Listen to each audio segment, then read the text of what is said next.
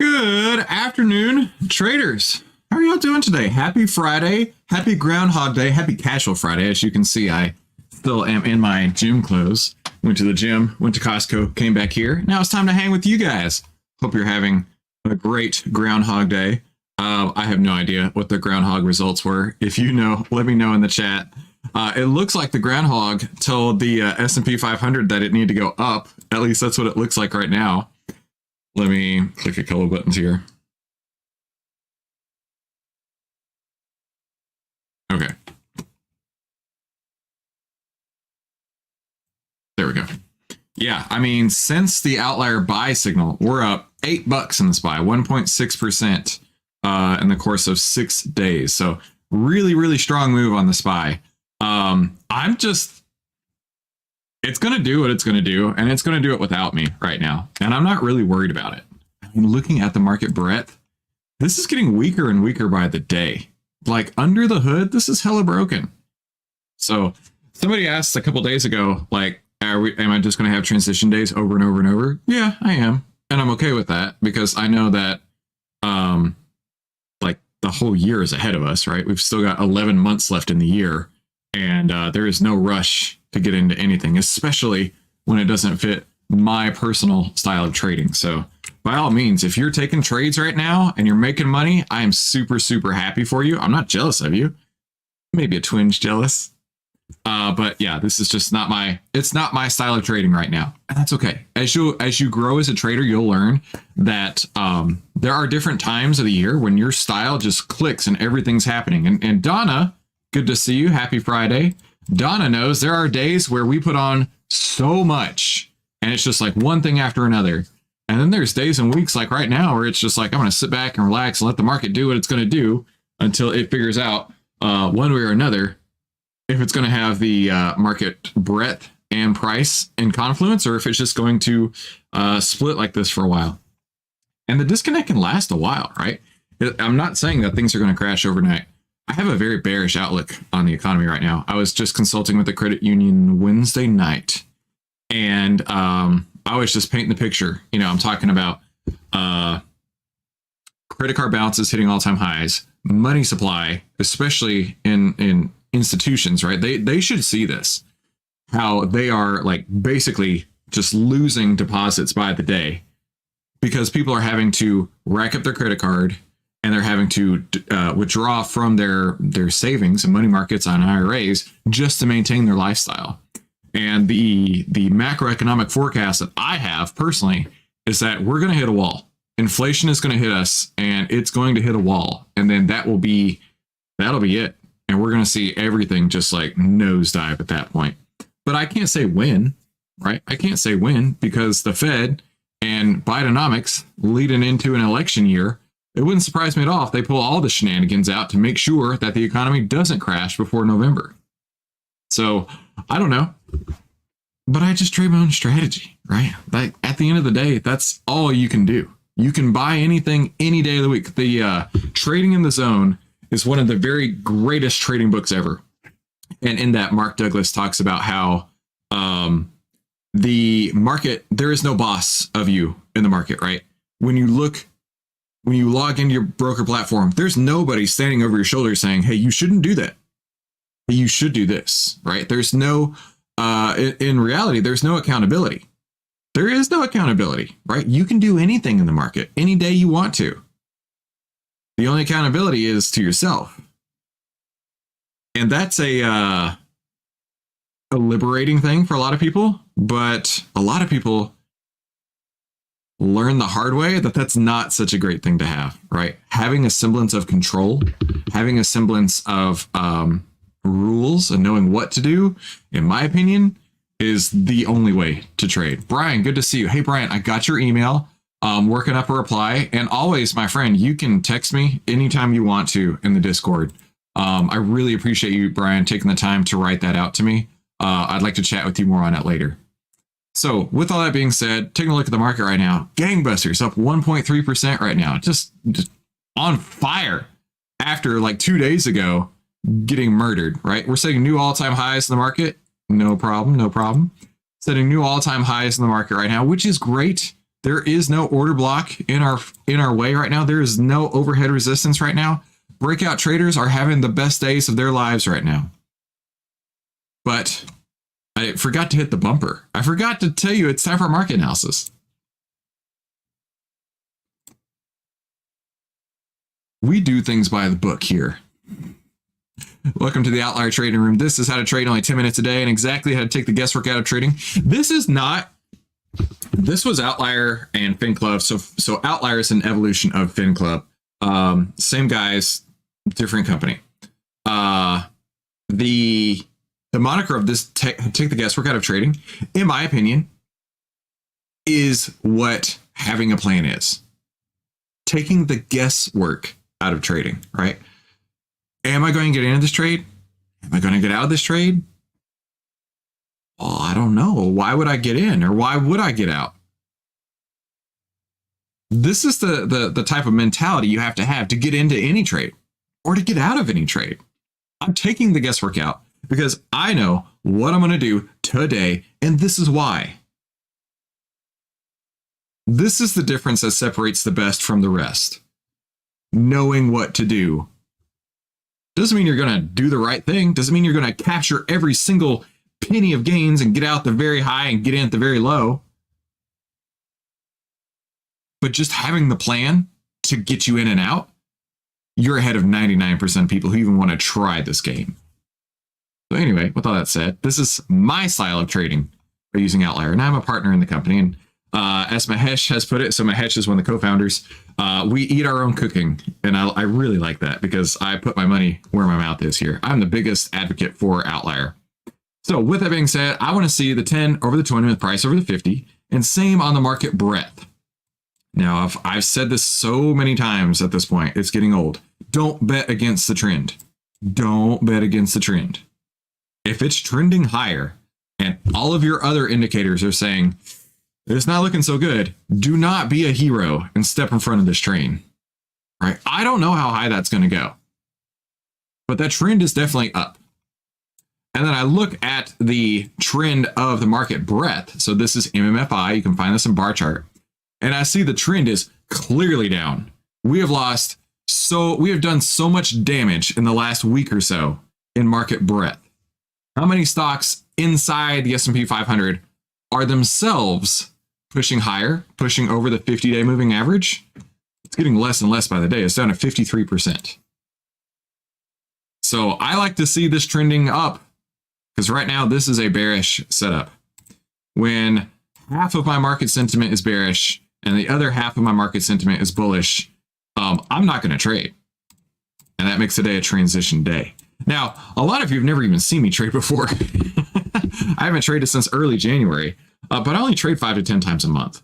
And as I mentioned earlier, when the days come where everything sets up, we get busy, busy, busy. Then other days we just sit, right? There's a lot that we go through, right? We look at the OVTLYR data.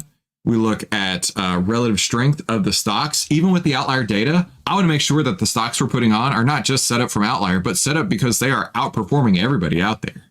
And then we take a look at backtesting. We look at the OVTLYR backtests, which we'll just grab a couple of those. Look at this is funny. We've got A and we've got B. I don't remember what A and B are. I wonder if we have C. C is Citicorp. I know that. Let's just do C. That's funny to me. We have A, we have B, and we have C.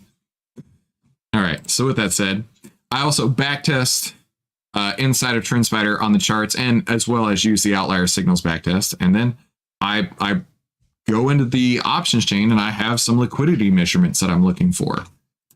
Because even if a stock is set up, it doesn't mean I'm going to take it, right? So let's take a look at A. What the hell is A? Allegiant Technologies, Inc. At some point, I put a line on this chart. Remove all annotations. So we have the 10 is over the 20. It crossed over today. Price is over the 50. Just bounced off of an order block. You want to see what an order block looks like in full effect? Look at this. When it comes, so an order block is a large institutional order or few large institutional orders that are sitting out there waiting to be filled. And it went sideways and boom, blasted up out of there. The first time it comes back into this order block area, you could call that support. And then it's going up since that point. I love order blocks. Order blocks are one of the coolest things that I ever found. I found them last year. So with that said, we do have the 10 over 20, price over the 50. The back test on this is, wow, 110.71% inside of OVTLYR using the OVTLYR signals.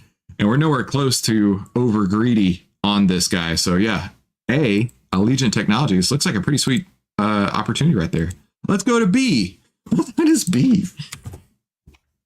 Barnes Group. What's a Barnes Group? It's an industrials. So this one, oh, check this out. Negative 25% using the OVTLYR signals.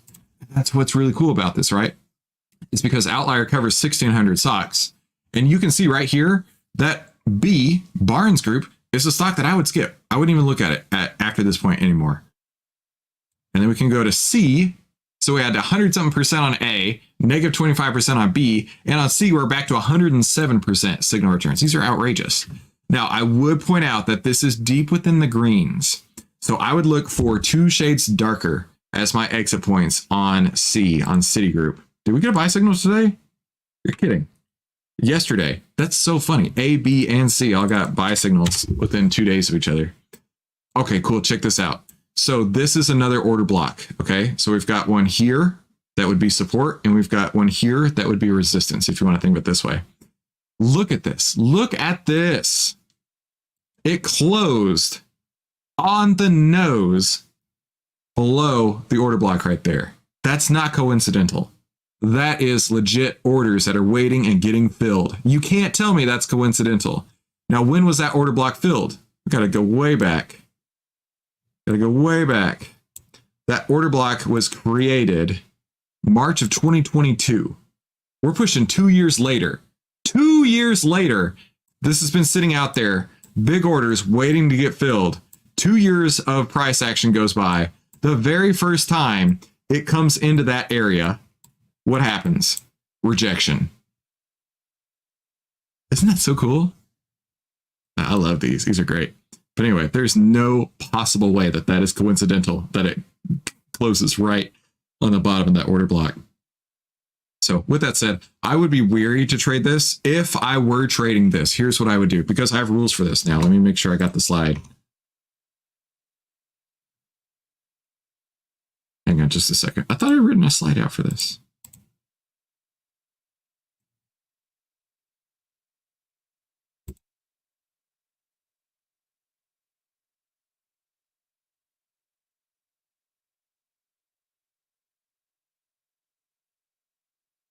Oh, I guess I didn't write out my slide for this yet. Okay. So earlier this year, I forget which trade it was, but we had one that went right up in its order block and did really well.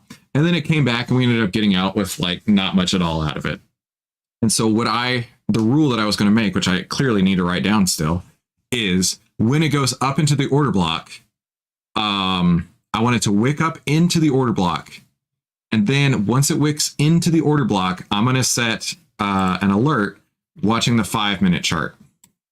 Okay, so let's see what that would look like. So we need to go back to, let's go back to January 30th. Now imagine you're in this trade already and it goes up, and on January 30th, which is this date here, we set an alert to close when the 10-20-50 starts crossing back the other way. And at no point during that day, as it goes into the daily order block, at no point during that day did the trend reverse. I mean, you could have, in theory, waited for a close below the 20 period, which would have been nearly 2:30 p.m. my time, so 30 minutes before the market closed. And you see right here, that was the real turning point, was the following day, where it went up, sideways, and then came back down. So I still need to write out those rules, but that would have allowed you to trade up to the order block and then keep it, if you wanted to keep it overnight. Take advantage of this move and about right here, get out of it. So yeah, we're going to definitely add that to our strategy here. So I always love showcasing these results here because I am, like I say, the biggest advocate for OVTLYR. I'm so excited to be a part of the team. And let's go to our final thoughts.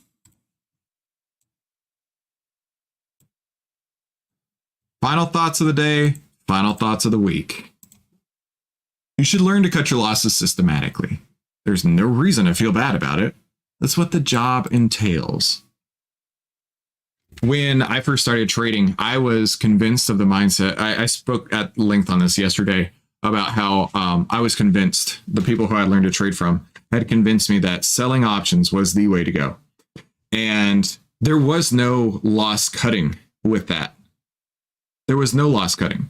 I mean, legitimately, they said, hey, if the stock goes against you, roll it out further in time and just wait for it to come back, and then you'll be profitable.